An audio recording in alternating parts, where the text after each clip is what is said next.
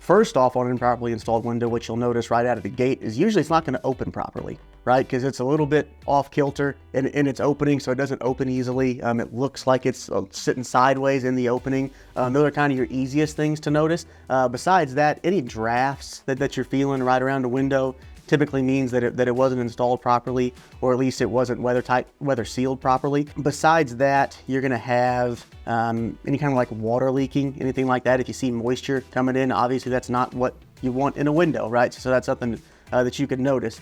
One of the things as well on the outside, I had a property in Boonville actually that I went out to and looked at, and there's two different types of windows. There's new construction windows, and then there's replacement windows. On the new construction windows, there's a nail flange that goes all the way around the outside of it, and that's how it's installed. And on this house, they installed those new construction windows, and the nail flange was exposed all the way around the siding. So you could see every screw that was holding that window in, right? And obviously that's not what you want to see. That should have been covered up by siding or some sort of siding trim. So, if you're seeing how that window is secured to the home, it probably hasn't been installed properly.